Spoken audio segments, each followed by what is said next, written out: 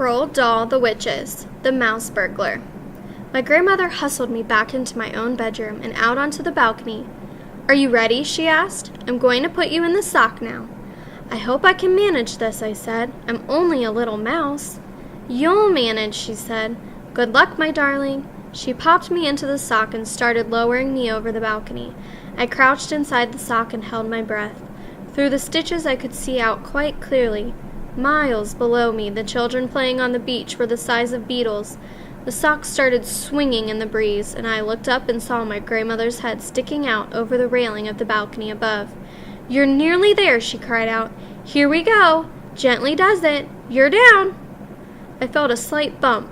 "In you go," my grandmother was shouting. "Hurry, hurry! Search the room." I jumped out of the sock and ran into the Grand High Witch's bedroom. There was the same musty smell about the place that I had noticed. I had noticed in the ballroom. It was the stench of witches. It reminded me of the smell inside the men's public lavatory at our local railway station. As far as I could see, the room was tidy enough. There was no sign anywhere that it was inhabited by anyone but an ordinary person. But then there wouldn't be, would there?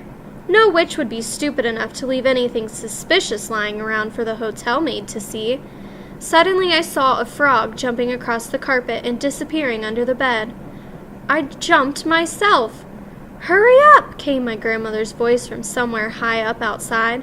"Grab the stuff and get out!" I started skittering around trying to search the room. This wasn't so easy. I couldn't, for example, open any of the drawers. I couldn't open the doors of the big wardrobe either. I stopped skittering about. I sat in the middle of the floor and had a think. If the Grand High Witch wanted to hide something top secret, where would she put it? Certainly not in any ordinary drawer. Not in the wardrobe either. It was just too obvious. I jumped up on the bed to get a better view of the room. Hey! What about under the mattress? Very carefully, I lowered myself over the edge of the bed and wormed my way underneath the mattress. I had to push forward hard to make any headway. But I kept at it. I couldn't see a thing. I saw scrabbling about under the mattress when my head suddenly bumped against something hard inside the mattress above me. I reached up and felt it with my paw. Could it be a little bottle? It was a little bottle. I could trace the shape of it through the cloth of the mattress, and right alongside it, I felt another hard lump, and another, and another. The Grand High Witch must have slit open the mattress and put all the bottles inside, and then sewn it up again. I began tearing away frantically at the mattress cloth above my head with my teeth. My front teeth were extremely sharp, and it couldn't take me long to make a small hole. I climbed into the hole and grabbed a bottle by the neck. I pushed it down through the hole in the mattress and climbed out after it. Walking backwards and dragging the bottle behind me, I managed to reach the edge of the mattress. I rolled the bottle off the bed onto the carpet. It bounced, but it didn't break. I jumped down off the bed. I examined the little bottle. It was identical to the one the Grand High Witch had had in the ballroom. There was a label on this one, Formula 86, it said. Delayed Action Mouse Maker. Then it said, "This bottle contains 500 doses. Eureka! I felt tremendously pleased with myself. 3 frogs came hopping out from under the bed. They crouched on the carpet staring at me with large black eyes. I stared back at them. Those huge eyes were the saddest things I had ever seen. It suddenly occurred to me that almost certainly once upon a time they had been children. Those frogs. Before the Grand High Witch had got hold of them. I stood there clutching the bottle and staring at the frogs. "Who are you?" I asked them. At that exact moment I heard a key turning in the lock on the door, and the door burst open, and the Grand High Witch swept into the room. The frogs jumped underneath the bed again in one quick hop. I darted after them, still clutching the bottle, and I ran back against the wall and squeezed in behind one of the bedposts. I heard feet walking on the carpet, and I peeped around the bedposts. The 3 frogs were clustered together underneath the middle of the bed. Frogs can't hide like mice can. They can't run like mice either. All they can do, poor things, is to hop around like clumsily. Suddenly, the Grand High Witch's face came into view, peering under the bed. I popped my head back behind the bedpost. "So there you are, my little froggies," I heard her saying. "You can stay where you are until I go to bed tonight. Then I shall throw you out the window, and the seagulls can have you for supper." Suddenly, very loud and clear, there came the sound of my grandmother's voice through the open door. "Hurry up, my darling! Do hurry! You better come out quickly!" "Who's calling?"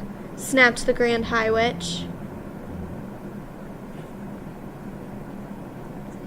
I peeped around the bedpost again and saw her walking about the carpet to the balcony door. "Who is this on my balcony? Who is it? Who dares to trespass on my balcony?" She went through the door on the balcony itself. "What is this knitting wool hanging down here?" "Oh, hello," came my grandmother's voice. "I just dropped my knitting over the balcony by mistake, but it's all right. I've got hold of one end of it. I can pull it up myself. Thank you for the same." I marveled at the coolness of her voice. "Who are you talking to just now? Who are you telling to hurry up and come out quickly?" "I was talking to my little grandson," I heard my grandmother saying. "He's been in the bathroom for hours, and it's time for him to come out. He sits in there reading books, and he forgets completely where he is. Do you have any children, my dear?" "I do not," shouted the Grand High Witch, and she came quickly back in the bedroom, slamming the balcony door behind her. I was cooked. My escape route was closed. I was shut up in the room with the Grand High Witch and 3 terrified frogs. I was just as terrified as the frogs. I was quite sure that if I was spotted, I could be caught and thrown out over the balcony for the seagulls. There came a knock on the bedroom door. "What is it this time?" "It is we, the Ancient Ones," said a meek voice from behind the door. "It is 6 o'clock, and we have come to collect the bottles that you promised us, O Grandness." I saw her crossing the carpet towards the door. The door was opened, and then I saw a whole lot of feet, and those beginning to enter the room. They were coming in slowly and hesitantly, as though the owners of those shoes were frightened to enter. Come in," snapped the Grand High Witch. "Do not stand out there dithering in the corridor. I don't have all night." I saw my chance. I jumped out from behind the bedpost and ran like lightning towards the open door. I jumped over several pairs of shoes on the way, and in 3 seconds I was out in the corridor, still clutching the precious bottle to my chest. No one had seen me. There were no shouts of "Mouse, Mouse." All I could hear were the voices of the ancient witches blurbbling their silly sentences about how kind your grandness is, and all the rest of it. I went scampering down the corridor to the stairs and up 1 flight. I went to the 5th floor and then along the corridor again until I came to the door of my own bedroom. Thank goodness there was no one in sight. Using the bottom of the little bottle, I tapping on the door. I went tap, tap, tap. Would my grandmother hear me? I thought that she must. The bottle made quite a loud tap each time it struck, just so long as nobody came along the corridor. But the door didn't open. I decided to take a risk. "Grandma!" I shouted, as loudly as I possibly could. "Grandma, it's me! Let me in!" I heard her feet coming across the carpet and the door opened. I went in like an arrow. "I've done it!" I cried. "I've got it, Grandma! Look, here it is! I've got a whole bottle!" She closed the door. She bent down and picked me up and hugged me. "Oh, my darling," she cried. "Thank heavens you're safe!" She took the little bottle from me and read the label aloud. "Formula 86 Delayed Action Mouse Maker," she read. "This bottle contains 500 doses?" "You're brilliant, darling boy. You're a wonder. You're a marvel. How on earth did you get out of her room?" "I nipped out when the ancient witches were coming in," I told her. "It was all a bit hairy, Grandma. I wouldn't want to do it again." "I saw her too," the grandmother said. "I know you did, Grandma. I heard you talking to each other. Didn't you think she was absolutely foul?" "She's a murderer," my grandmother said. "She's the most evil woman in the entire world. Did you see her mask?" I asked. "It's amazing," my grandmother said. "It looks just like a real face. Even though I knew it was a mask, I still couldn't tell." "Oh, my darling," she cried, giving me a hug. "I thought I'd never see you again. I'm so happy you got away."